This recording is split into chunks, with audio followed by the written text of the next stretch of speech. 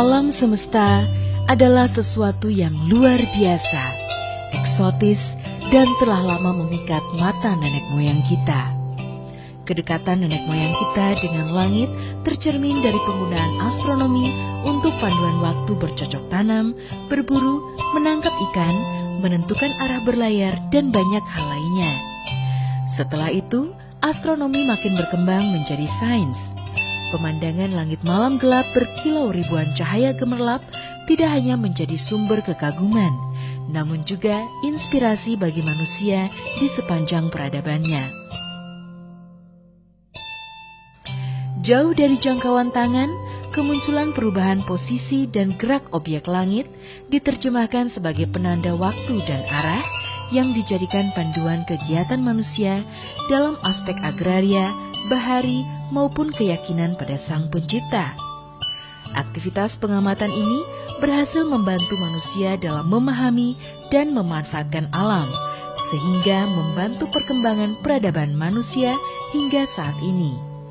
Pertanyaan-pertanyaan besar tentang alam semesta terus berusaha dijawab melalui sains antariksa dibantu oleh teknologinya.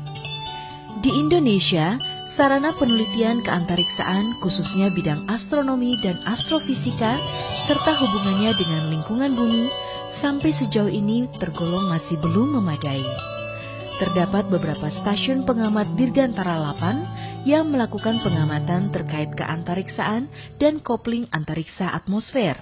Terdapat juga Observatorium Boscha yang sudah berusia lebih dari 90 tahun yang masih berperan sebagai satu-satunya observatorium astronomi yang cukup besar di Indonesia. Akan tetapi, polusi cahaya menjadi masalah yang semakin serius. Ditambah lagi dengan kondisi polusi udara yang juga mulai memberikan pengaruhnya. Terkait dengan berbagai perkembangan tersebut, pemikiran mengenai perlunya observatorium baru dalam berbagai aspeknya telah muncul selama beberapa tahun terakhir. Perlunya pembangunan observatorium nasional yang baru didasari atas pertimbangan kebutuhan pengembangan pengamatan antariksa sebagai implementasi rencana induk keantariksaan Indonesia.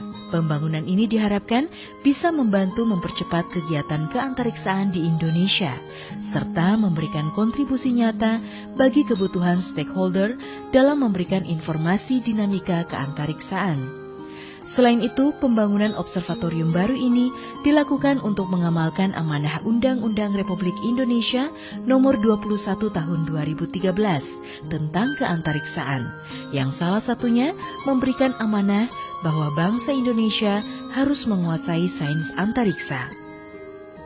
Observatorium juga mempunyai fungsi sosial, yaitu sebagai clearinghouse, tempat masyarakat bertanya tentang berbagai isu antariksa yang aktual, pendidikan publik melalui kunjungan, pelatihan siswa dan guru, pembinaan olimpiade sains, serta kegiatan yang bersentuhan langsung dengan kebutuhan masyarakat, misalnya pengamatan hilal dan lain sebagainya.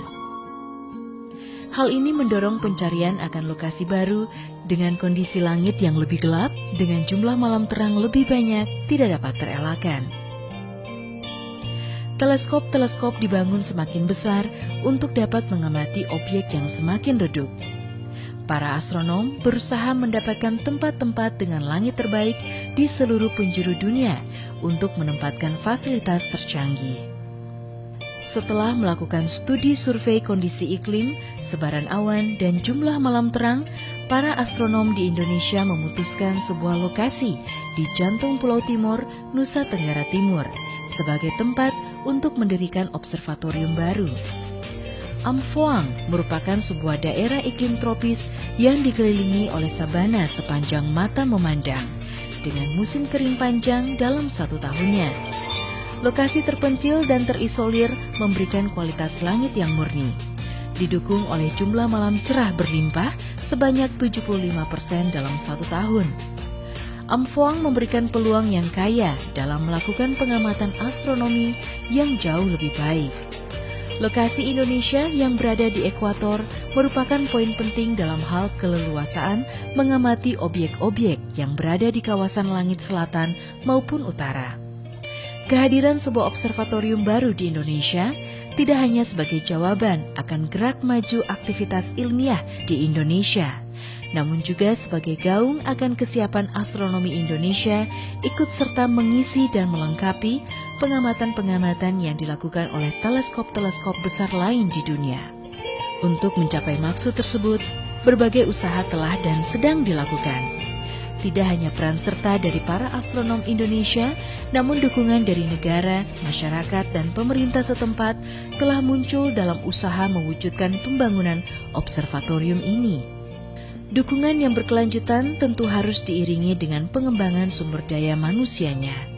Hal ini menjadikan pendidikan publik tentang keberadaan dan kebermanfaatan fasilitas dan aktivitas ilmiah terkait observatorium merupakan bagian penting dari kegiatan sosialisasi yang dilakukan untuk para stakeholders.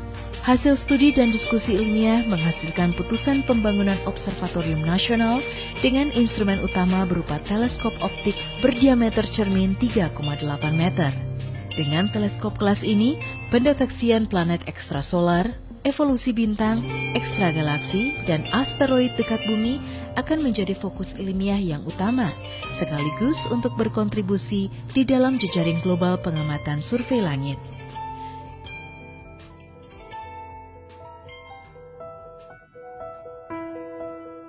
Adapun untuk mempertahankan keberlangsungan observatorium dari polusi cahaya dalam jangka lama, diperlukan area penyangga di sekitar area observatorium yang bebas dari polusi cahaya.